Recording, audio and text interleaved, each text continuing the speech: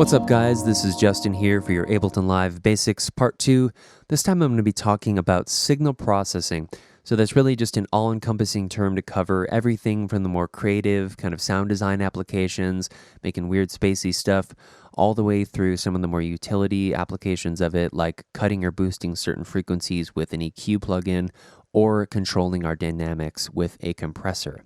So I'm going to show you two different ways here to add effects into your projects, and I'll explain why you might want to do either of those. First of all, I'm going to go into the browser and search Reverb. And there's my Reverb. And I'm going to unfold this group here with a demo project that I just dragged in. And I'll play that for you for just a moment. Talking to my room, but in the dark. Okay, and I'm going to go down to the vocal track, which is right here. And I'm going to drag that reverb plugin just right onto the track itself. And as you can see, it popped up down here in my window. So this is going to be all of the different effects that I put onto my track will be in the effects processing chain down here. It's going to flow from left to right.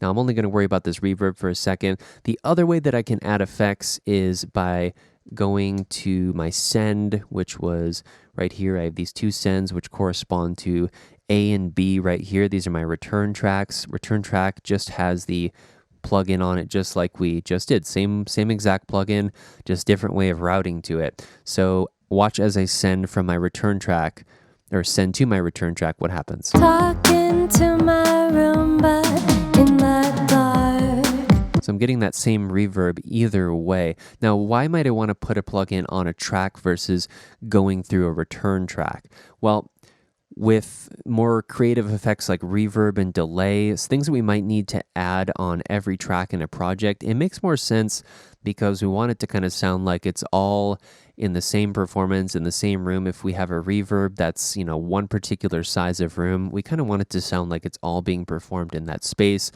And the other reason is that it starts to add up on your CPU. The more plugins that you keep adding to every track, especially if I were to add that reverb plugin to every single track, that's going to be a ton of CPU, and that's going to really start slowing my track down, introducing latency, clicks, pops, everything that we don't want when we're recording. So really just best for things like delay, reverb, chorus, phasers, all that kind of cool stuff. You can put that, if you want, on a return track. It also is just personal preference. Excuse me. And things like EQ and compression tend to be better on the individual track.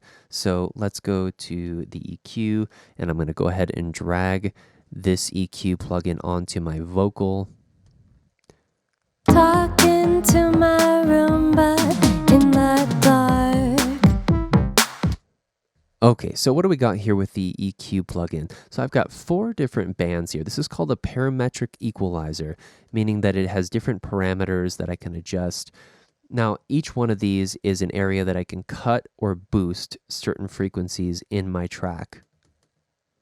These would be the highest up here and the lowest down here.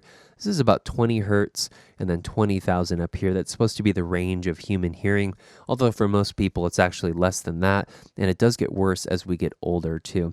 So for each of these, I can also change the filter type. This would be a high-pass filter, meaning that I allow the high frequencies to pass through the filter. I'm cutting out all that low stuff. Talking to my room, but in the dark. And I can do the same thing with the highs up here. This one would be called a shelf, a high shelf. As you can see, it looks like a shelf. And then if we need to make a cut, let's see, number 2, this is just a standard cut. Talking. Now for a voice, all we typically need to do with an EQ is just cut out some of the lows, which usually is somewhere around 70 to 125. We can put that filter all the way up. Talking to my room, but in the dark. That's really just because a lot of low end in a microphone has to do with either the proximity effect that microphones create just by being closer to them, or we really don't need that low-end information because that's where a bass would live, and we want to leave space for the bass down there. It's really just a huge puzzle that we're putting together when we're mixing our tracks up together. Talking to my room, but I can add a little bit of definition to a voice. by boosting around 1 to 2K. I just drag that little knob up there. Now, if you notice that this curve is a little bit wider when I mess with the Q. So the Q, you'll notice that this is the frequency affected by the filter, and this is how much, up or down. And then the Q would be all the surrounding frequencies, right? It's not just this one frequency that's being affected, it's all the surrounding ones. Typically, you'll want to have a more thin cut when you're doing cuts, and then when you're boosting, they'll tend to be more broad like this. So I might add just a couple of dB. Over here it says it's 2.11 dB, around 1 or 2K. Talking to my room, but in the dark. So I've got a little bit of clarity there, and I can also add a little bit more air into it if I needed to right there. Talking to my room, but and then maybe I'll flip it on and off just to see if what I'm actually doing is helping. talking to my room, but in the dark.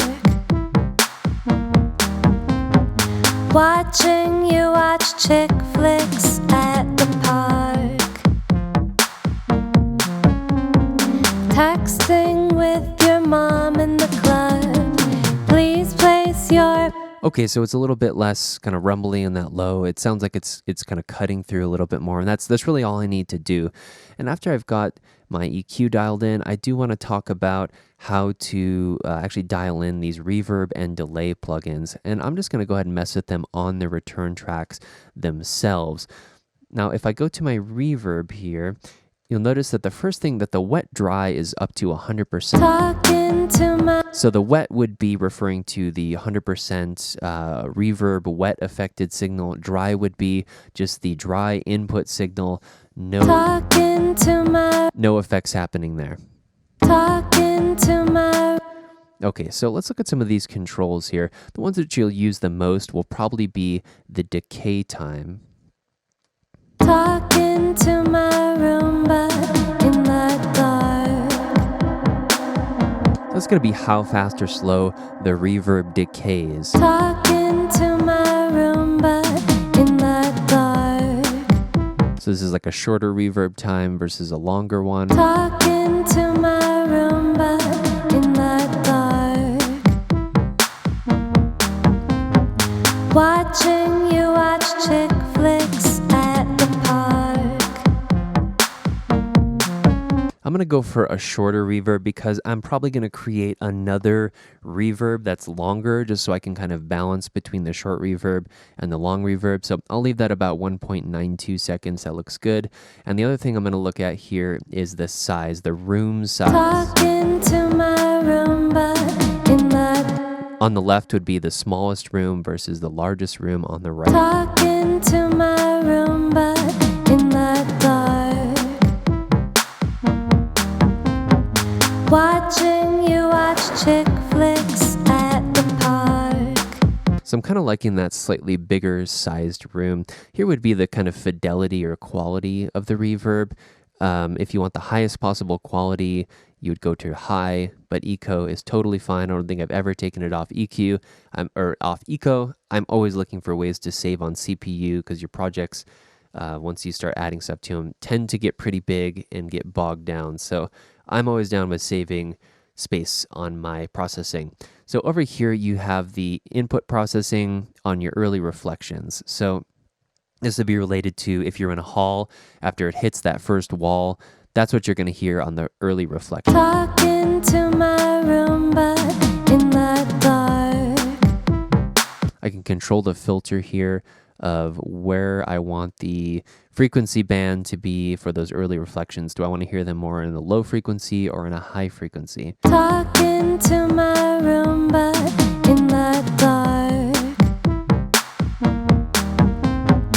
Watching you watch chick flicks at the park.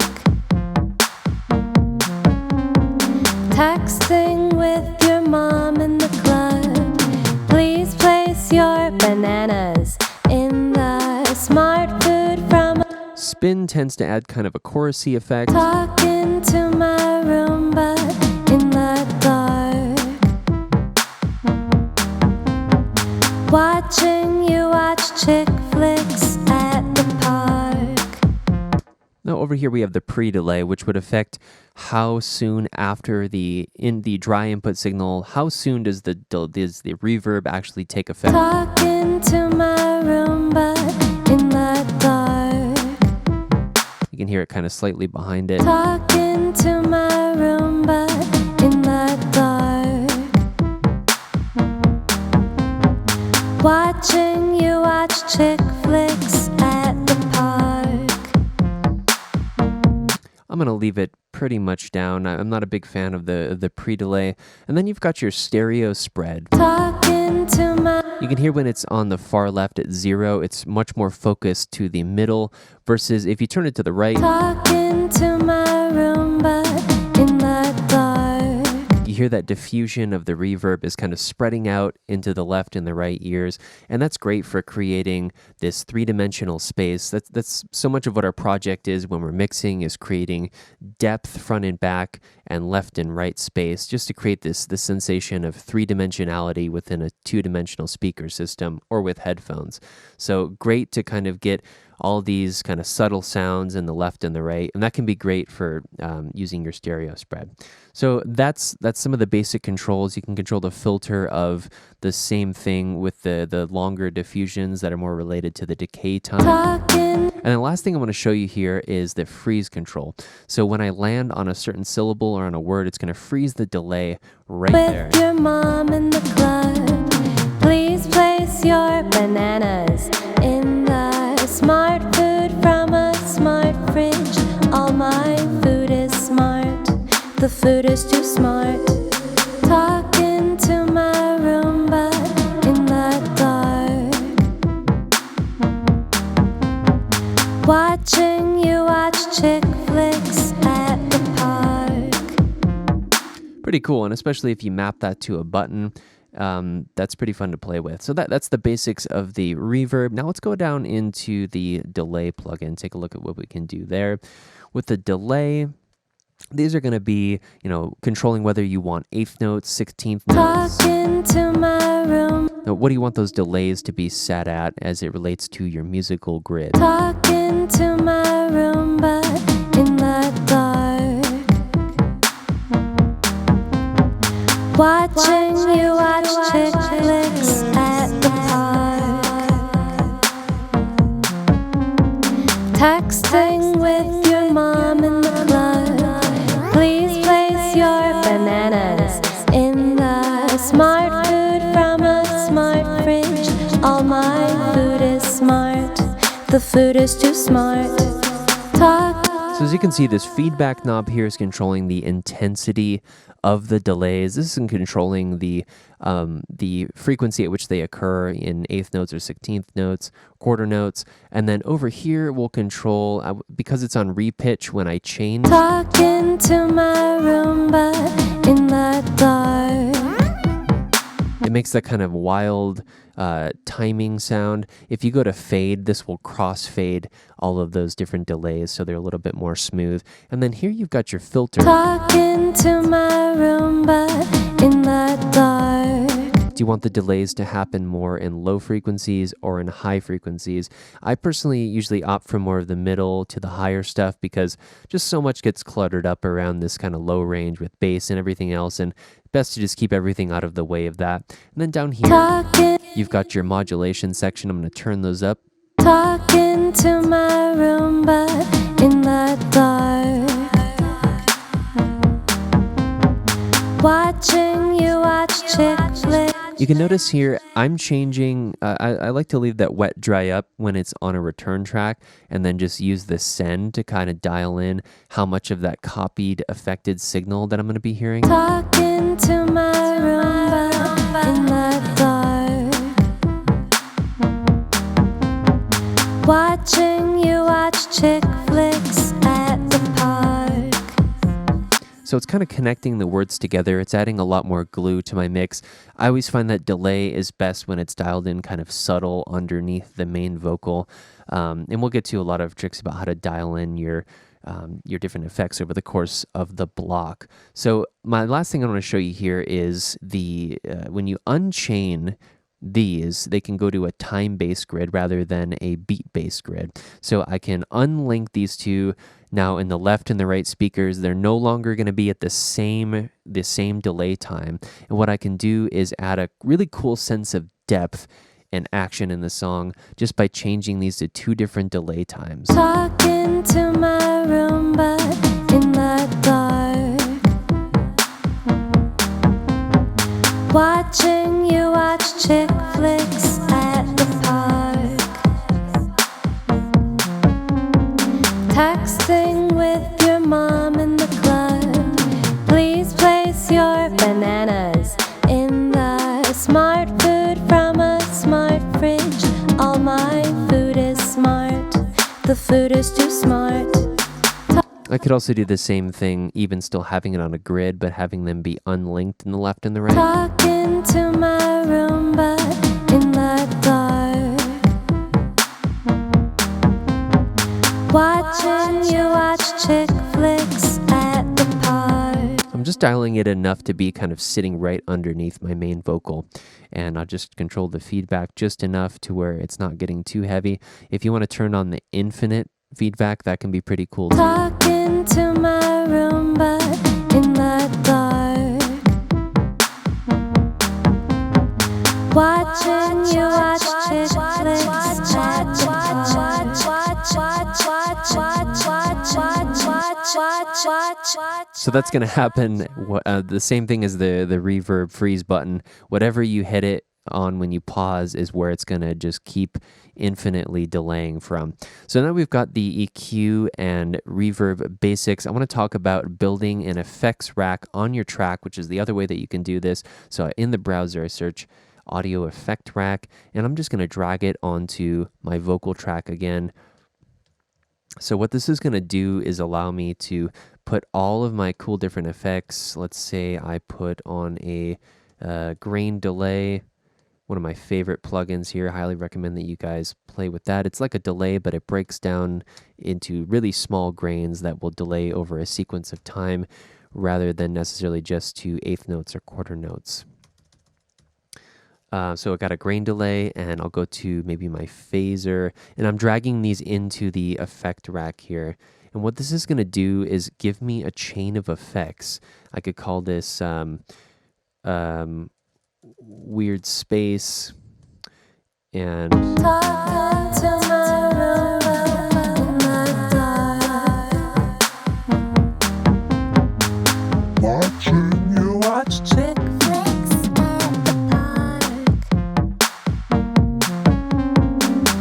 Texting with your mom in the club. Please place your bananas in the smart food from a all my food is smart. The food is too smart. Talking to my room in the dark. and I can add another chain here. So what you're really doing is that you can run parallel chains of different effects. So this one still has my grain delay and my phaser, and then down here I might have more of a dry signal. Talking to my room, but in the dark. Watching you watch chick flicks at the park. Texting with your mom in the club. Please place your bananas in the. So I'm blending my kind of dry signal here, and I'm just renaming those by control clicking rename, or you can do command R. That's my dry. So this really allows me to build an entire effect chain and then have a wet dry for that, still for the entire chain. Super helpful. I really recommend you guys check out using effect racks. And then if you have any external hardware like MIDI controllers, you can map all of these macros to your controller. Super quick for controlling. And then you can flip the effect rack on and off on the top here, and you can do that with any effect as well, and then just click and delete to delete those. So now that we've got EQ, delay, and reverb, let's talk about automating some of these effects over time. So the same thing that we did with volume and panning in the previous video, any one of these effects with any track will work. So I'll go to, let's say, an auto filter, and I'm just going to drag that onto my master track. We can do effects on the master track in the same way that we can with any individual track too. Talking, Except this time it's going to affect the entire signal. So let's hear what happens when I drag down this filter while I'm playing the track. talking to my dark. I'll mute this vocal. And all of a sudden you're Daft Punk. How cool is that?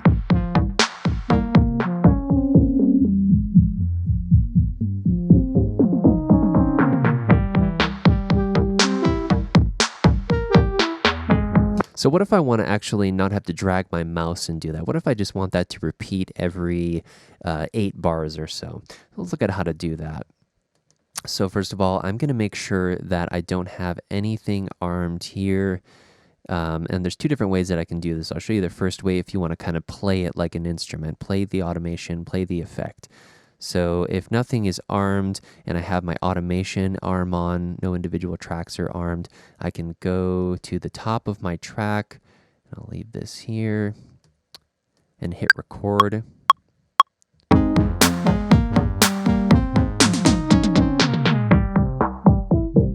you can see, because these knobs have a red dot on them, that means that they now have automation on them.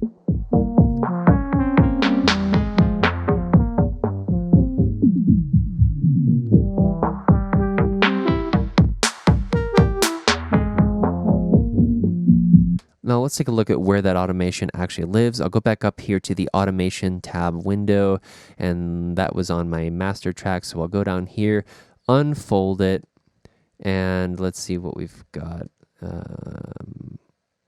We've got frequency. Drag this up a little bit to create some space down here. There we go. Okay, now what did we automate? Looks like we automated frequency and resonance. I'm looking just in the drop down here under master. What plugin are you wanting to look at the automation for? I go to the auto filter, and then I go to frequency or resonance, and it shows me both automation patterns for both of those. Now in the same turn, I could just draw this in as well. So if I draw those 2 dots, and I'm still on the frequency, so this is like 355 hertz now, going up to 20,000 hertz, starting at the bottom here at 26 hertz. And I'm just going to play it back. Let's hear how that sounds. You can see it's moving my auto filter knob, or my filter.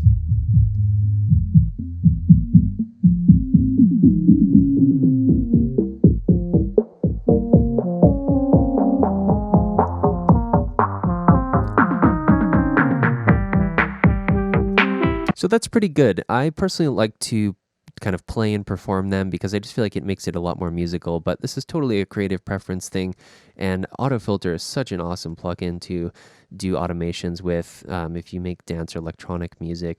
So those are really the 2 main ways of doing it. Now, I want to end here with talking about your master effects.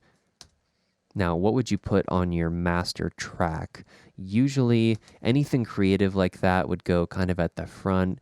If you want any kind of cool, let's say like a flanger. Let's drag that on here. I'll take the wet dry down.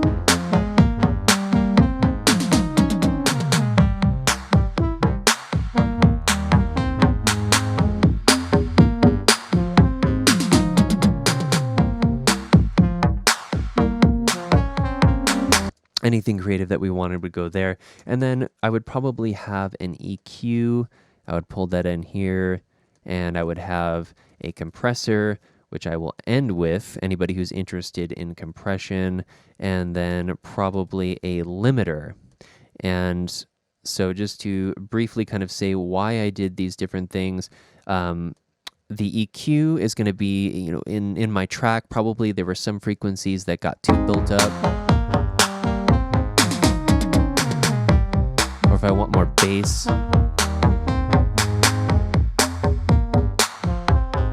maybe to cut some of the boxiness out here.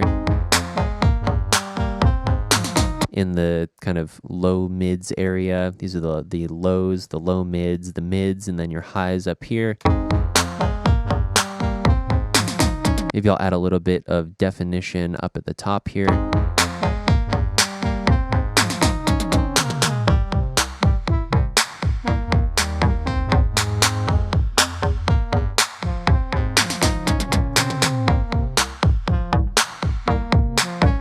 Very good. And then your compressor. And then even if you don't use a compressor, I highly recommend always putting a limiter at the very end of your master track. A limiter is really just a ceiling so that your track doesn't clip. So clipping would be if I have too much signal coming in. Let's boost this up.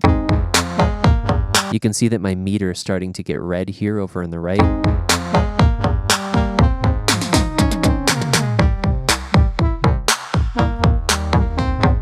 If I don't have the limiter on, it's going to be digitally clipping, which adds all kinds of unpleasant digital distortion to it. We don't want that.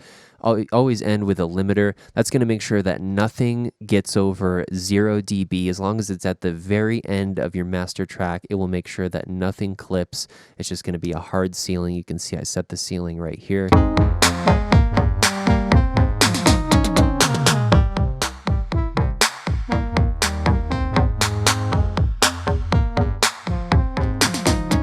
Okay, and that's the basics of effects and processing. I hope you guys have enjoyed this. And before we close, I want to talk about warping because it's one of the most impressive proprietary features about Ableton, and it allows us to time stretch like this. Talking to my Roomba in the dark.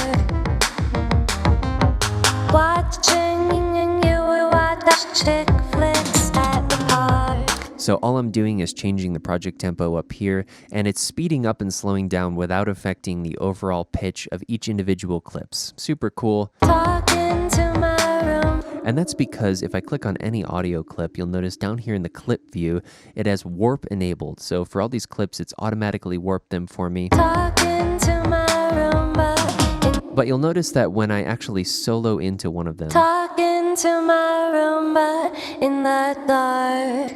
it's going to sound a little bit more glitchy Watching you watch chick flicks at the park. as I get crazier with the tempo. And that's just because they have these different warping algorithms down here on the left. I found that Complex Pro tends to be the best Talking to my Roomba in terms of just how smooth that it makes each clip. Talking to my Roomba in the dark. Let's go back to beats. Talking to my Roomba. Yeah, a lot more smooth. If you want it to be at the pitch that it actually would be at, according to the speed. Talking to my Roomba in the dark. Watching you watch chick flicks at the park. Texting with your mom in the club. So if you don't want these clips to change according to what you move your project tempo, whether you're automating it or whatever you're doing, you probably don't want to have warp on it. You notice if I turn warp off, I'll undo all of that. Talking to my Roomba in the dark. You'll notice as I change this project tempo, the vocals are going to lag behind it now. Talking to my Roomba in the dark.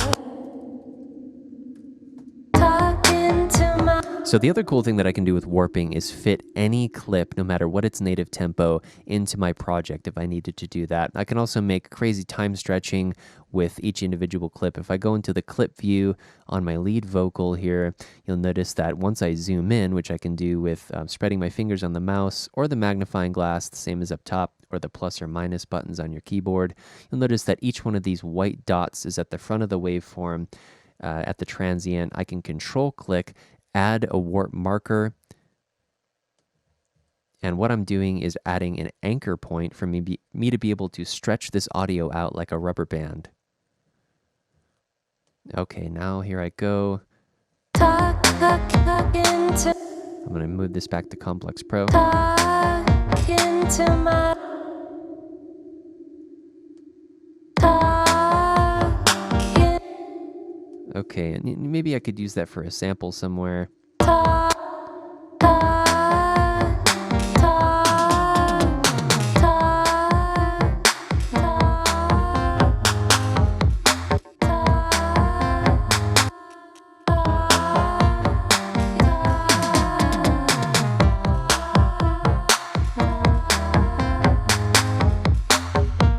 So this is also great for if you're dragging in old samples before they used to record to metronomes. If you need to be able to fit a sample into your project tempo or to a beat that you made, you would time stretch it to get it onto the grid. So that's the basics of warping. And then over here in the clip menu, you've got a couple other options here too that you can do for some last minute processing. If I go to my vocal again, let's delete all that stuff. I've got a transpose knob here. I could go down an entire octave.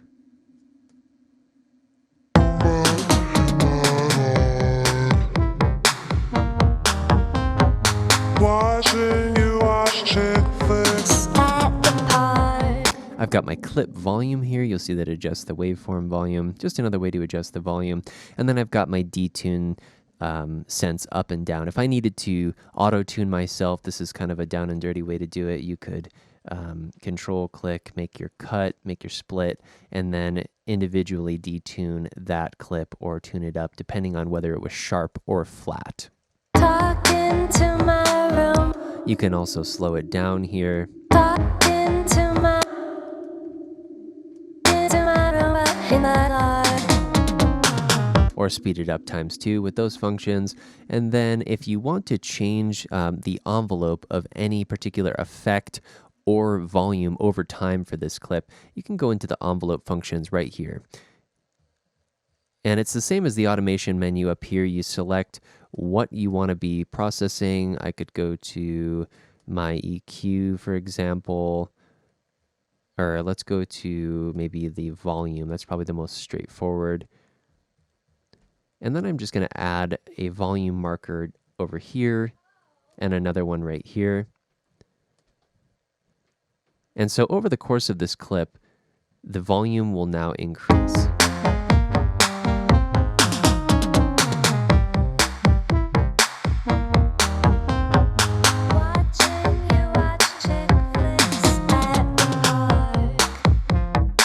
So I could do the same thing with my reverb over the course of the clip. I just add a couple of dots on here. Watch chick flicks at the park. Texting with your mom in the club. Please place your So just another way to automate your parameters down here in the clip envelope window. Okay, welcome to the compression bonus section of this video. I'm going to show you guys how to make your tracks and your mix more punchy, as well as control your dynamics using a compressor. So in the browser here, I search compressor, and I'm going to drag this compression plugin onto my vocal track. It's on the chain right after my EQ plugin. So first of all, what is compression? Compression is a tool that we use to control the dynamics in our song in order to bring the loudest parts and the quietest parts closer together so there's not as much of a difference. And then we can raise everything up and get it a little bit louder because we've compressed some of those loudest peak parts. So how do we tell the compressor when it should start compressing? Well, we do that with the threshold. It's this knob right here, and you can see there's this GR, that's gain reduction. You can see nothing's happening there yet, so this compressor actually isn't doing anything yet. Talking to my room, but in the dark.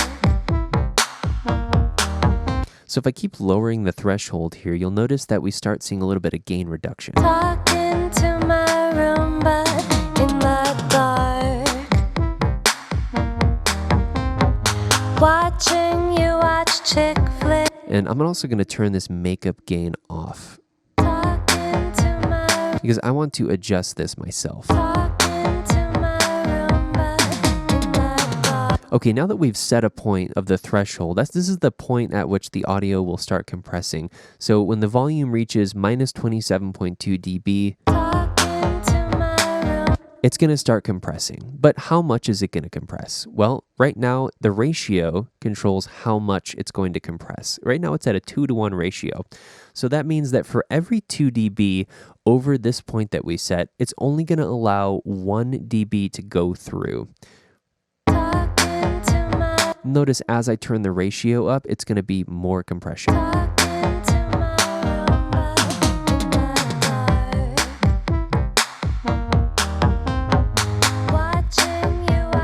So that gain reduction meter is slamming harder down the more ratio that I add. Talking to my room, but in the dark.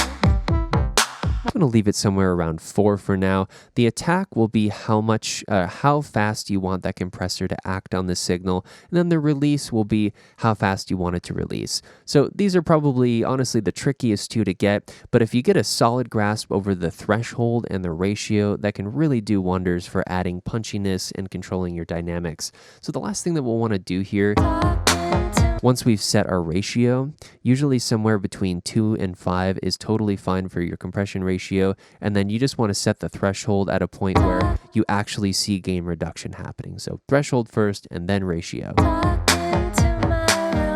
I'm just looking at and making sure that the meter of the gain reduction is moving in time with the beat of the song. A lot of times you can just leave this release on auto, it's totally fine, and then leave your attack right in the middle, kind of medium attack. Now I'm going to mess with the out knob. So because we've compressed some of those highest peaks, some of those volume peaks, we can push the entire signal up now. Talking to my room, but in the dark. So let's flip it on and off to see if what we're doing is actually helping. Talking to my room, but in the dark. Watching you watch chick flicks at the park.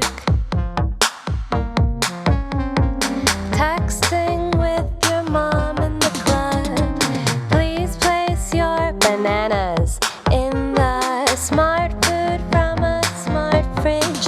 All my food is smart. So it does sound more in your face, a little bit more punchy. And the reason I'm also flipping this back and forth is just to make sure that I'm not making it louder, because our brains tend to think subconsciously that things that are louder are actually better and that we've improved something. This is kind of a trick that you'll always be up against. You want to make sure that what you're doing is actually helping by A/B testing that plugin. Talking to my room, but in the dark. So it's a little bit louder, so I'll fix that. Talking to my room, but in the dark. This is a really subtle thing. Honestly, it's like I said, it's one of the trickiest things of audio production, but honestly, arguably one of the biggest impact ones. If you can even just get a basic grasp of it, you can do the wet dry. If you were to dial in a little bit of a higher ratio, a little bit more compression, you can use the wet dry to kind of cool it off so you have some of the original input signal with the affected compressed signal. Talking to my room, but in the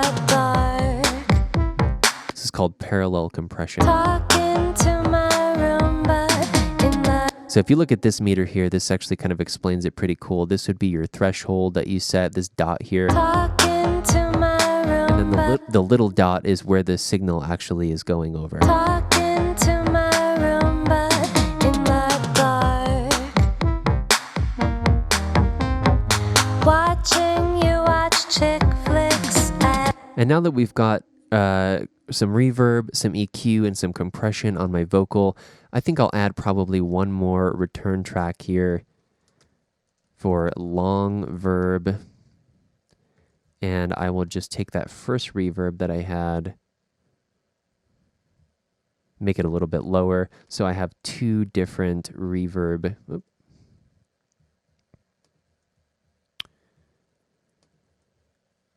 Drag this to long verb. And I'm going to make the decay time longer. Talking to my room, but And now this is living on return track C. So that means that by using this send, I can access that longer reverb. talking to my room, but in the dark. Watching you watch chick flicks at the park. Texting with your mom in the club. And then I might add a double of her voice.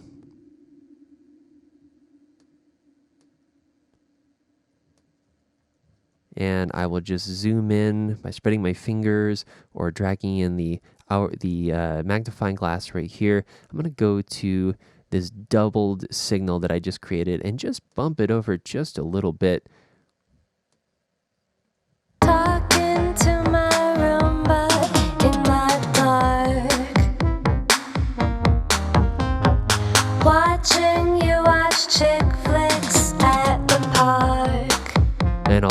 a little bit differently. Maybe I'll have a little bit less definition in it in the higher frequencies. Talking to my room, but in the I'll pan it a little bit differently. talking to my room, but in the dark.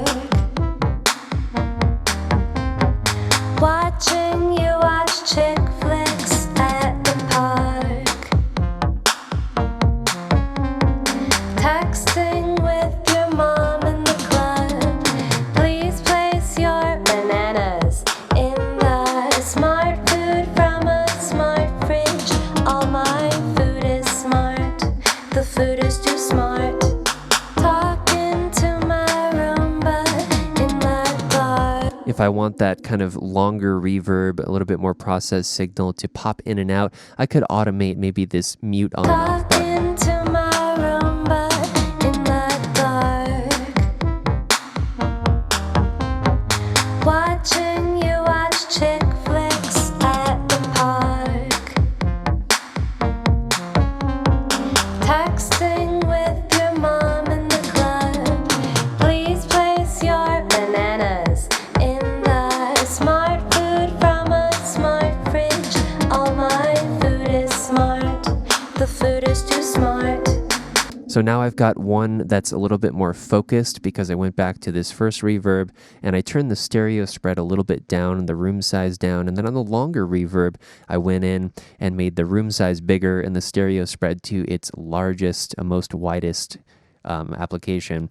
And then in these two versions of this vocal, I just kind of panned them slightly differently. I delayed one of them by pushing it up a little bit. And now it sounds like there's two of it, even though we only had one signal.